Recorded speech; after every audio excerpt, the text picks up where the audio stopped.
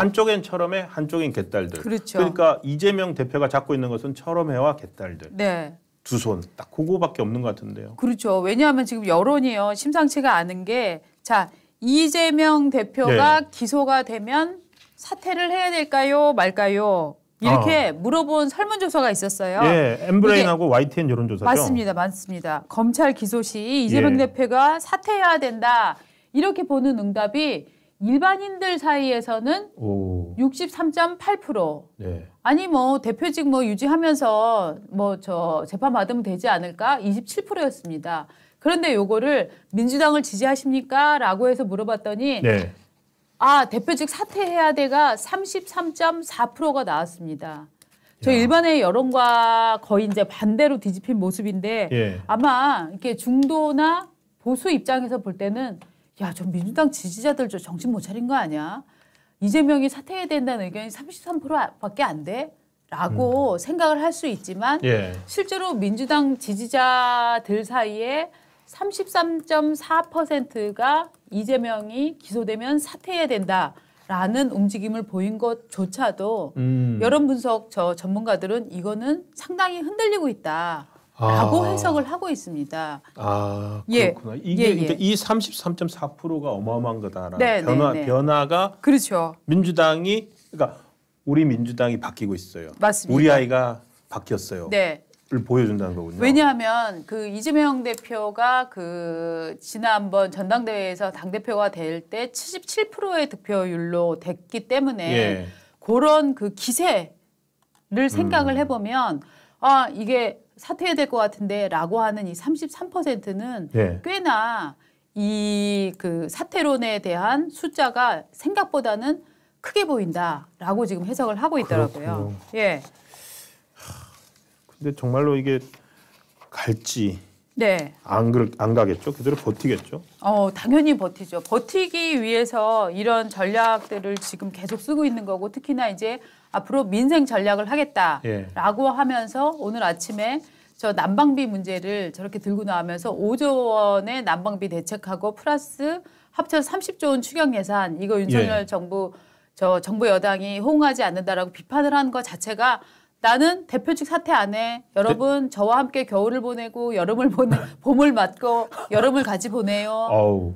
아마 여름이 오면 경기 일으키실 반대로 냉방비 지원하지 않는다고 또 민생 정치 또 얘기할걸요. 그렇군요. 그러니까 이제 수사의 압박이 가해 오니까 그냥 대표로서 일한다 이 이미지를 또 보여주려고 하는 거군요. 그러니까 저는 이런 느낌이 들어요. 지금 이재명 대표는 앞에서는 여러분 저는 민생을 할게요. 여러분 저를 믿어주시면 제가 여러분들한테 현금도 다 쏘고요. 1,200만 가구였나요? 1,200만 가구에 15만 원에서 40만 원씩 현금도 쏴드려요. 자, 정부에서 120만 가구에 저 지원하는 거 그거보다 제가 더 많이 드리겠어요. 여러분 저를 믿으세요. 라고 하면서 한쪽으로는 일종의 청부업자들을 동원한다는 느낌? 철험해와 개딸들? 저는 그 자발적 청부업자 중에 하나로 황운하 씨를 보고 있습니다. 지금 황운하. 어저께 철험회 모임이 있었고 거기서 검찰 수사에 관한 얘기는 하나도 없었다고 했잖아요. 그랬는데 뭐 없을 수도 있겠지만은 그랬는데 그 갔다 오고 난 다음에 황운하 의원이 올린 페이스북 글이 있습니다. 그 페이스북 글이 너무너무 강합니다. 검찰을 조폭 깡패라고 했습니다. 자, 살아있는 권력을 수사한다며 검찰권을 난폭하게 행사한 대가로 어떤 사람은 졸지에 대통령이 되었고 잠깐. 문재인 대통령 얘기입니까? 저거 딱 문재인 얘기 아닙니까? 살아있는 권력을 수사한다며 검찰권을 난폭하게 행사한 대가로 문재인은 졸지에 대통령이 되었고 라고 하면 맞는 거 아니에요? 그래 보이지 않아요? 어쨌든 읽어주시죠. 그리고 저게 말이 이상해요. 검찰이 깡패까지 잡겠다며 설쳐대는 나라를 이상국가로 여기거나 제멋대로 검찰권 행사를 법치주의로 생각하는 이상한 검사가 법무부 장관이었다. 자, 제멋대로 검찰권 행사 못하게 검수완박 했잖아요. 그리고 검찰이 깡패 잡으면 안 됩니까? 자, 그다음에 그들과 같은 라인에 있다는 사람들이 검찰은 물론 정부의 요직까지 꽤 찼습니다. 자, 일단 황운하 의원은 문장을 더럽게 길게 씁니다. 저게 지금 한 문장입니다. 네. 그리고 저 실력으로 기자 시험을 봤으면 100% 떨어졌습니다. 네. 여러 가지 개념을 한 문단 안에 집어넣어서 읽는 그렇습니다. 사람을 헷갈리게 합니다. 그리고 수식이 무엇을 수식하는지도 정말 읽는 사람이 정신을 차려서 읽지 않으면 멘붕에 빠져버리는 문장입니다. 지금 저기서 제목들이 신문기사들이 나왔는데 네. 하고 싶은 말 네. 그리고 철험에 모여서 들었던 말 네. 꼭 하기 위해서 한 말은 마지막 문장입니다. 읽어주세요. 제1야당 대표를 범죄자로 낙인 찍으려는 시도가 허구한 날 계속되고 있습니다. 지금의 무절제한 검찰권 행사는 법과 원칙을 내세운 국가 폭력의 다름 아닙니다. 라고 했는데 네. 자, 요게 진짜 할 말이 많은 네. 것 같아요. 거기에 그냥 딱 압축시켜서 넣어놓은 것 같아요. 네. 자, 저는 일단 황운하 의원한테 참 궁금한 게 예. 이분 경찰 출신이잖아요. 그렇습니다. 그런데 지난번 할로윈 참사가 일어나고 나서 황운하 씨가 그 좌파 뭐 라디오 방송이나 유튜브 같은 데 나와서 줄곧 주장하는 게 마약 수사 때문에 지금 이태원 사건이 일어났다. 할로윈 사건이 일어났다고 그렇죠. 주장을 하고 있잖아요. 그때 마약 수사하지 말라는 네, 거죠. 일단 이 사람은 마약 수사를 굉장히 싫어합니다. 마약 수사 잘못. 두 번째는 깡패 때려잡는 거를 굉장히 싫어합니다. 싫어하네요. 네. 네, 마약 수사하고 깡패 수사하는 걸 이렇게 극혐하는 경찰은 왜인 거죠? 검찰이 하는 게 싫다는 거예요. 검찰이 하는 게 싫다. 그럼 요거는 경찰이 해야 된다. 그러면 잘하면 몰라요. 잘하면 시켜주지. 네, 잘 못하는 것 같아요. 참 희한하네. 그러니까 이게 정치적으로 모든 판단의 기준이 네, 경찰과 검찰 본연의 업무를 가지고 생각하는 게 아니라 네, 모든 거를 정치적으로 해석을 하는 거예요. 네. 그래서 이분이 결국 지금 황운하 의원은 국회의원이지만 신분이 좀 지금 그 불안정하잖아요. 재판도 진행 중이고. 네, 울산 그 김기현 대표 관련된 울산 그 저 선거 그렇습니다. 개입 혐의 이거죠. 근데 황운하 씨는 이 말이 굉장히 이제 거친 사람인데 과거에도 이런 얘기들을 내놨는데 황운하 의원의 페이스북 이전 거 한번 볼까요?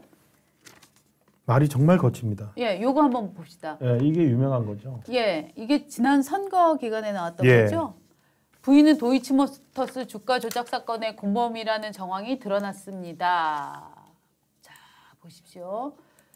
장모 얘기 나오고 가족 사기단이다. 존재 자체가 공공의 적이다라는 비판이 제기된다. 윤석열을 지지하는 사람조차 그가 어떤 국정 철학을 가졌는지 알지 못한다. 실제로 윤석열의 지지자들은 1% 안팎의 기득권 계층을 제외하곤 대부분 저학력, 빈곤층, 그리고 고령층입니다. 수구 언론들의 거짓과 선동이 강력하게 효과를 발휘합니다. 자, 지금 우리 시청자 여러분은 1% 안팎의 기득권 계층이신가 봅니다. 네. 그리고 저 거친 저 글을 보면 알 수 있듯이 예. 그 울산 선거 개입 사건 자체가 네. 너무너무 거칠었어요. 네. 제가 오늘 방송 들어오기 전에 약간 다시 들어가서 복기를 해봤는데 네. 그 당시 울산시장이 지금 국민의힘 대표 후보로 나와 있는 김기현 시장이었습니다. 맞습니다. 그러니까 울산시, 그러니까 이재명, 그러니까 황운하 씨는 그 2017년 7월에 치안감으로 승진을 합니다. 그러면서 그러니까 2017년 5월에 문재인 정부가 출범을 했지 않습니까? 네. 문재인 정부 출범하고 2달도 안 돼서 2달 만에 치안감 승진을 해가지고 울산지방경찰청장으로 부임을 하는데 네. 가자마자 제일 먼저 한 게 뭐냐면은 김기현 비리 가져와봐요. 네. 김기현 비리 가져와봐 그랬는데 안 가져온 거예요. 네. 한 석 달이 넘도록 안 가져오니까 얼마나 닥달을 했는지, 그러니까 그 말 안 듣는 사람들 인사 조치해버리고, 네. 그것 때문에도 지금 아마 그 수사를 받고 있어요. 예. 그것도 아마 제가 된다고 공직자고의 맞습니다. 법이 되고, 그리고 하도 닥달을 당하니까 정보 담당, 첩보 담당하는 형사들이 뭘 한다, 제보라고 하면서 갖고 왔어요. 네. 갖고 와가지고 김기현 당시 시장이 뭐 건설사 비리에 연루돼 있다, 뭐 이런 첩보 보고서를 갖고 와서 그거 가지고 수사를 하라 그러는데 그게 뭐였냐면은 6년 전 거였어요. 네. 그러니까 이게 하도 쪼이니까 경찰들도 하도 쪼이니까 그걸 갖고 왔고 그거 가지고 수사를 하게 만들어서 그 울산시장 그 선거 개입이 그렇게 이루어진 거거든요. 그러니까 너무너무 거칠기 짝이 없어요. 그렇죠. 그래서 당시에 요게 나왔을 때 이 울산 선거 개입 사건은 그럼 왜 울산 선거에 그렇게 개입할 수밖에 없었나? 그렇죠. 결국 대통령의 친한 친구. 그 대통령이 내 친구가 시장된 거 보고 싶다고 한 거 아닙니까? 네, 그것 때문에 그래서 지금 조국 그 당시 민정수석이 얼마나 관여를 했나 이런 부분들까지 다 지금 재판 과정에서 보고 있는 것들이잖아요. 네. 그래서 이 양반이 처음에 철험회를 이렇게 주동적으로 만들 때부터 최강욱, 황운하가 아주 주도를 했다. 맞습니다. 이런 얘기들이 나오고 있는데 네. 그래서 최강욱과 황운하의 공통점이 뭐냐? 둘 다 재판이 엄청나게 많이 걸려있는 사람들이거든요. 그렇죠. 그러니까 결국 자기 문제를 덮기 위해서 검찰을 공격하는 이런 수법을 쓰는 게 아닌가라는 의심이 굉장히 무럭무럭 피어나는 거예요. 둘 다 개수도 똑같아요. 한두 개가 아니고 최강욱 의원이 3개인가요? 네네. 최강욱 3개. 황운하 씨도 보니까 뭐 공직자 비리랑 뭐 몇 개 3개 되는 것 같아요. 국회의원 선거법 위반이고 뭐 네. 한 3건 정도 되는 것 같더라고요. 근데 과연 이런 사람들이 법 만들고 검찰 수사권 박탈하고 검찰 수사권 박탈하면 최대 수혜자가 본인들이에요. 네. 맞습니다. 그러면은 이해충돌법에 따라 이해충돌 되는 거 아닌가요? 맞습니다. 그러니까 원래 보통 사람들은 내가 재판이 걸려 있거나 의심을 받게 되면 내가 이 일이 아무리 명분이 있는 일이라고 하더라도 사람들이 내가 이게 내 이익을 위해서 한다고 생각하지 않을까 싶어서 그 일을 기피하게 돼 있어요. 그렇죠. 그런데 지금 이 두 사람은 앞장서서 검찰을 비판하고 검찰이 저렇게 수사하는 거는 민주주의의 적이라고 얘기하고 이런 얘기들을 하고 있는 걸 보니까 정말 그 얼굴의 두꺼움 요새 진짜 한국에서도 후욱하기 굉장히 유행인데 그 중국에서 얼굴이 검고 두껍다. 뭐 이게 정치인의 미덕이라고 합니다. 중국에서는 얼굴이 두꺼워야 정치를 하고 얼굴이 시꺼매야 정치를 한다라고 한다는데 정말 그런 기준으로 보면 이 사람들은 정말 정치하기에 최적화된 사람들이 아닌가 하는 느낌도 들어요. 그러니까 이게 나오네요. 그러니까 아까 제가 이겁니다.